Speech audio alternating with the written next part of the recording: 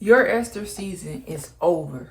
Your Esther season is over. God had me watch this video of Esther in the book of Esther, an animation, and then God said also read the book of Esther, the whole book, all 10 chapters. So let me tell y'all about Esther.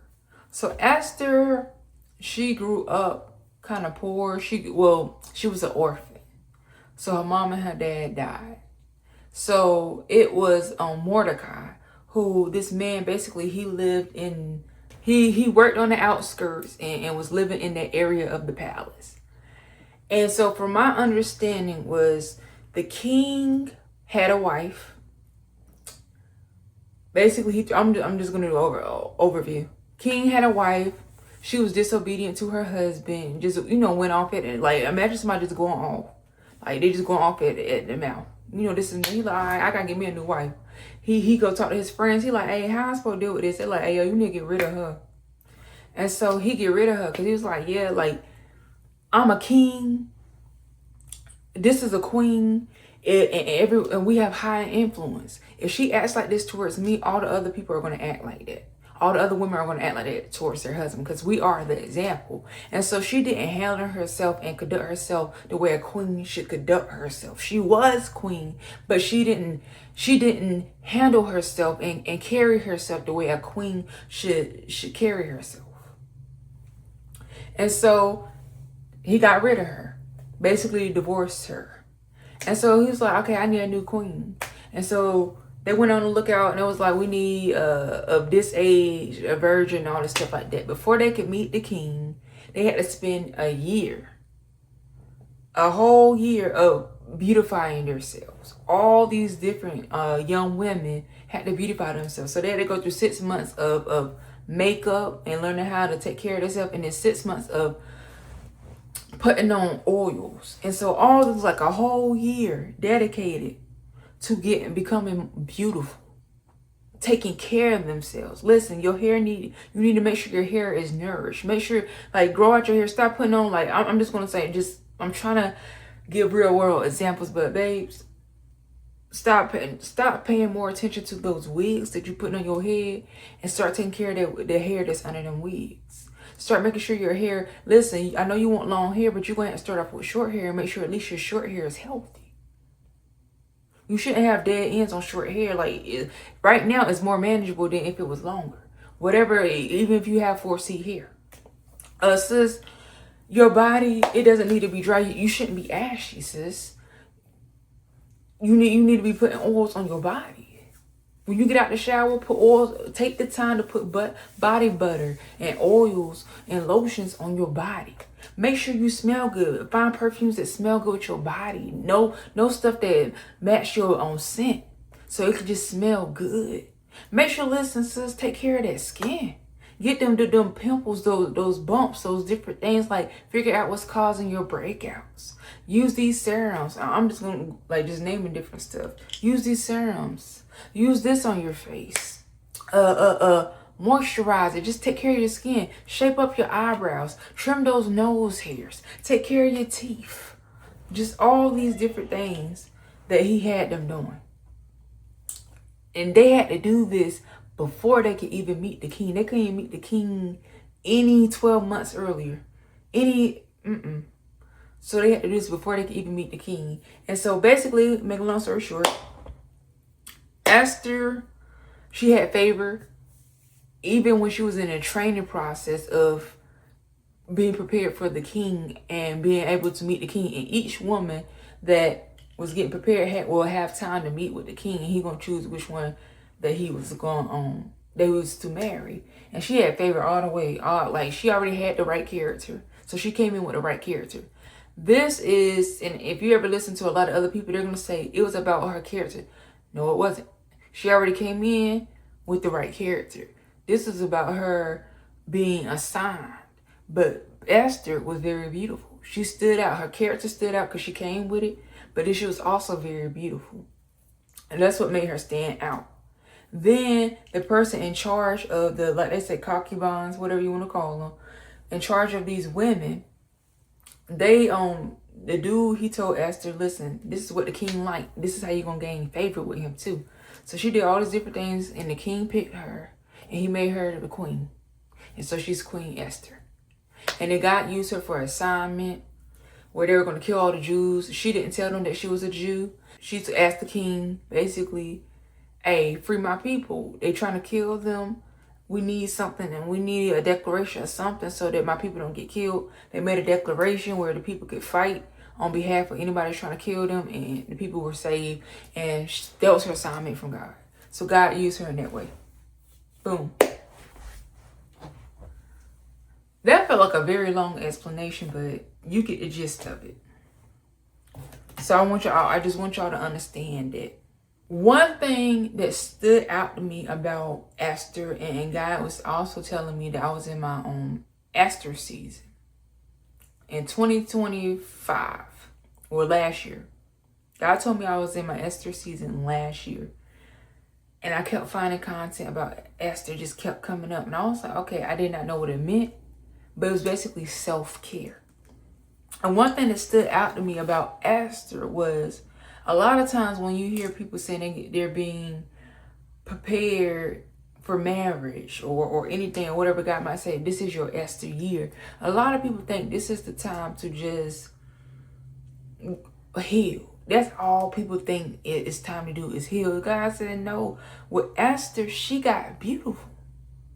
She took care of herself. Listen. When you're in your Esther season, it isn't just healing from your father wounds or your mother wounds or past relationships. Baby, it's taking care of your hair.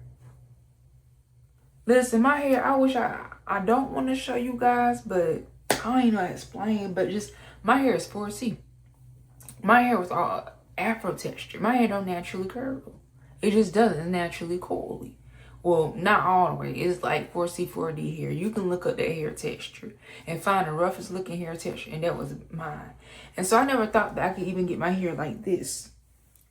Even like this. I would look at people who had hair like this. I'm like, how did they get it like that? I thought it would like, they call it a wash and go. I was like, what? And I gave that process to God. And just yesterday, I just did this last night. And I'm like, wow.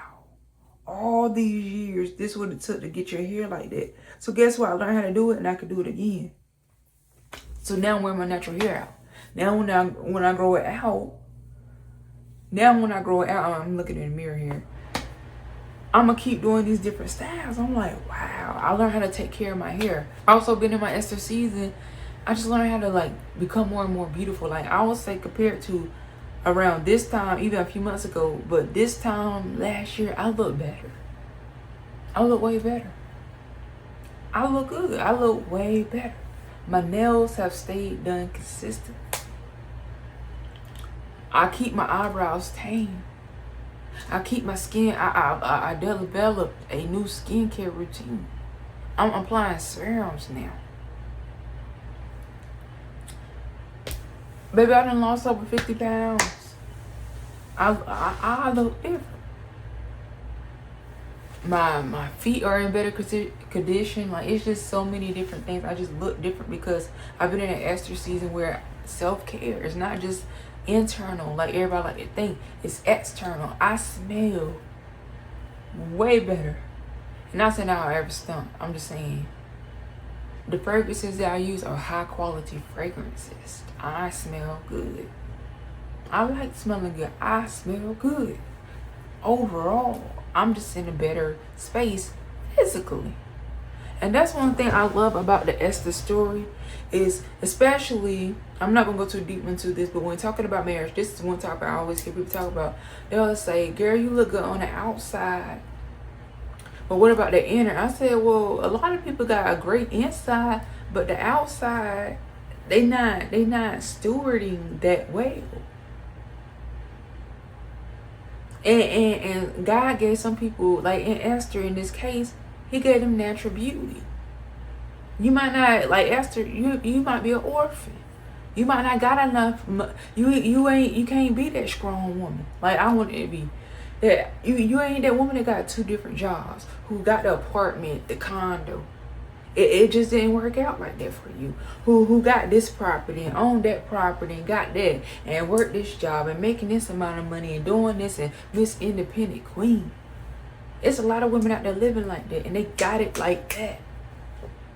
They wear the CEO hat. Not saying that you'll never have it, but the way that you want it, it ain't gonna happen that way. But you can tell what God did give you. God gave some of us beauty. Yeah, we're all beauty. Yeah, we're all beautiful, but God really blessed some people. It's this topic where I just keep hearing people. They keep trying to tear down people who are naturally beautiful. They keep trying to tear down people who this ain't to call anybody ugly. This ain't nothing to say that because somebody isn't drop dead gorgeous that other people are ugly. No, this is not the case. There are people who are just models. They might not be the prettiest models, but I've been in the room with models. You got that look. You stand out. You just got this one got that daring look. This one got that they just pretty in pink type of look. This one got that a glow to them. It's all these different things. But like with Esther in the Bible, she already had the inner in her. You already got that. You're already working on that. That's already good. In past seasons, because this is the message. In past seasons, God done told you, work on that. Work on, allow me into your hair care routine. Allow me into your makeup routine. God told me plenty of times, go put on makeup and record a video. People don't like, when you go to different ministries, they'll say, don't think you got to wear makeup all the time, which that ain't a bad message, but in the sense that they say, oh, you don't need makeup. Why you want to wear makeup? You Jezebel. I'm just like, and God be telling me to put on makeup and record a video. They'll be like, why you put on that dress and why you put on that? I'm like, God is calling people to different areas where they're going to have beauty standards like the king. Like the king. I'm not even going to try to pronounce his name. But there are certain places where you're going to walk in where there are beauty standards. And everybody not going to fit those beauty standards. Everybody ain't going to be able to walk in every room. Listen, it's some rooms you ain't going to be able to walk in. You must meet beauty standards, and you watching this, you meet the beauty standard. Being beautiful, besides naturally beautiful, which I'm talking about being naturally beautiful, but let's put that aside right now. Being beautiful is a luxury, because what makes a lot of people beautiful is what this king took these women through is taking care of yourself. A lot of people are going to look way better if they just take care of their skin, if they eat healthy, if they drink more water, if they make sure their lips are moisturized, if they make sure, if they take time to put oil on their eyelashes so they can grow, if they just learn how to deal with their own hair texture and what styles suit them, if they figure out the right routine of how to stay in shape and exercise daily. Everybody ain't the type of person that's gonna go to the gym to exercise. Some people their exercise is gonna take a walk around the neighborhood. Everybody ain't gonna work out 5 times a week. Some people they just gonna work out 3 times a week. And then on some off days they might do some stretches or something. Some strength training. Do what works for you. But let's get into this message though. That was part 1. God is saying to you, watching this, my beloved, your Esther season is over. It's time to meet your king. It's time to meet the king. It's time to meet your king. The king is ready to meet you. Not just your husband, God. Your Esther season is over. It's time to meet the king. If God had you in your Esther season, that means, guess what? You already have favor. God has already appointed you for a time to meet the king. You already have an appointed time for you to meet the king. You already have favor. Listen to it. Like, if God tells you you're in a certain season of a certain person, that means their outcome is going to be your outcome. Even though it might look different in another way, if they were successful, what happened to Esther is going to happen to you. So it's time for you to meet the king. It's time for you to meet God. God has you ready. God has you ready to meet the king for an assignment. And just know that everything that Esther did and how she got in the room and everything, her whole life was for an assignment. Her whole purpose was for an assignment.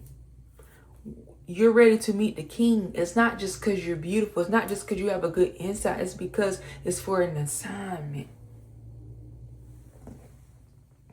So you came in, you already, years before God had you on in your Esther season, you already started that healing process. You already started getting counseling. You already started being open to healing and learning and growing. But God has taken you through this process of beautifying yourself. Oh, I love this topic so much. Because I'm very passionate on this topic, guys. Aside from everything, I'm very passionate about this topic. Because I feel like people do not talk about being beautiful. People don't talk about becoming beautiful, looking better and better and better. I love this topic because so many people like to think that either you're beautiful or you're not. We can all look better year after year after year. It's a lot of things we can do to make ourselves look better. And people always want to sit here. They want to go over this topic, especially in a room full of women. Like, they always want to brush over this topic. No, they should just want me from my heart. I'm like, baby, it's too many statistics in the world, regardless of gender, that says, listen, the more beautiful you think somebody is, the more open you are to it. Even if somebody was like, you found them very beautiful, woman to woman. If you found somebody very beautiful and they asked you to do them a favor, you're more likely to do them a favor if you find them very beautiful. It's like a privilege to do a favor for them. That's scientific. There's been studies on that. So I'm not going to sit up in here and they're like, well, that's wrong. I'm not getting into that. I'm not getting into that. But it's a science to it. It is what it is. It's not this person's ugly and this. I ain't calling nobody ugly. Yeah, I don't even like that type of content. As soon as I see people calling themselves ugly, I go to them $3. I say, not interested. Don't show me this channel ever again. I don't play that. But we can look better and better and better year after year after year after year. So I love this topic. So I'm probably going to speak on it again in so many different ways later on.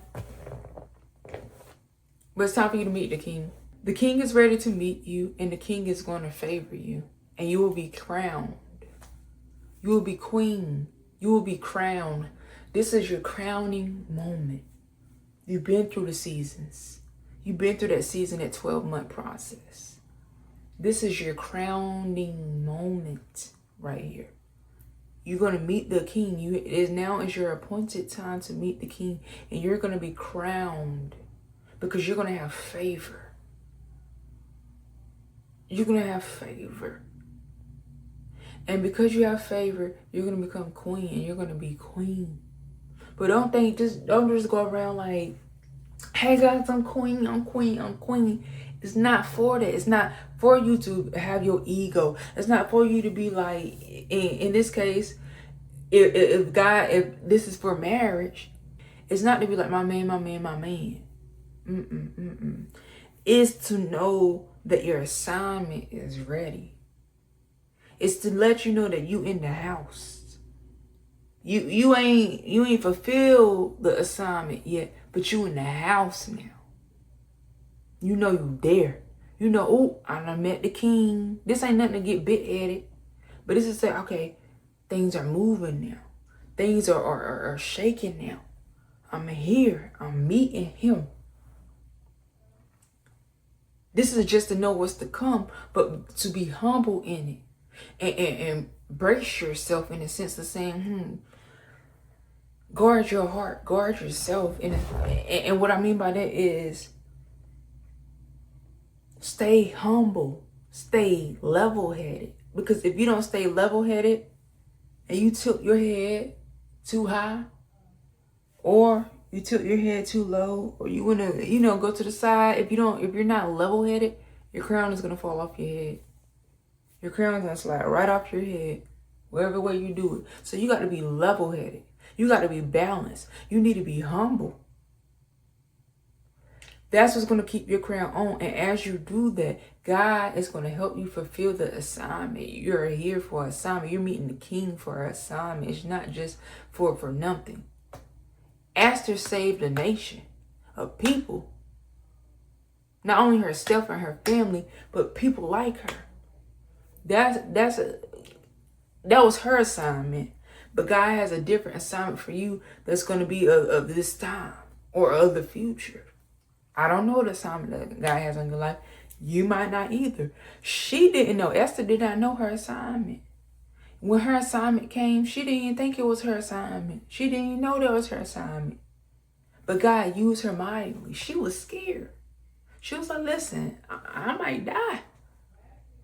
What this person is calling me to do, what Mordecai is calling me to do for the people. And y'all can go look it up on your own. Listen to the audio version. She's just like, listen, I can't do this. I can't do this. She was basically saying, I can't do this. I can't do that. I might die. I got to follow rules and protocols. And she had to come to a point where she was doubtful. She didn't really have faith.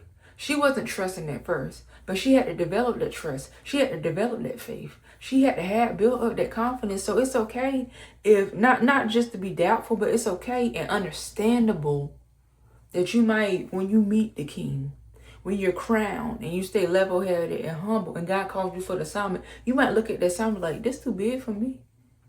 Hold on, like you might not even look, when you look at the mirror, you might not even recognize who you are. Everything might be happening so fast and suddenly that you like, wait a minute. This too big. This assignment too big for me.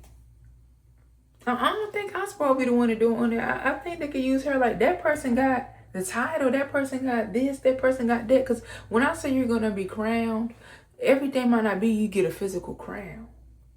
That's something spiritual. You're just going to have to know that God is crowning you.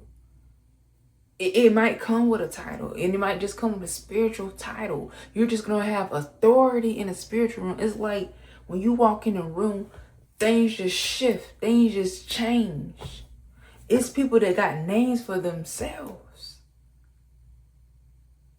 And it's going to be taken away. But when you come in, even though you might not have, like Esther, before she came queen, she wasn't, I forgot what her original name was.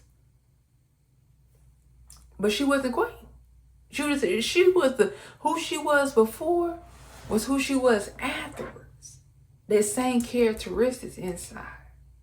However, when she got crowned, it came with authority. So you're going to be given authority to live in the palace. You're going to be given authority and influence. And you're going to have an impact on people. So when I say it's not going to be a physical crown, it's going to be somewhere where a kingdom that you're going to dominate in. And you're going to be the queen. It's going to be some space that you're going to dominate and have authority in. You're going to be crowned with authority. That things are going to move and shake and you're going to have influence. And things are going to just work out for you. That's the crowning. But that isn't the assignment. That's just what comes with it. So you got to live out what comes with it. You got to learn what comes with it. You got to handle what comes with it. You got to be level-headed while you're dealing with what comes with it. You got to stay focused.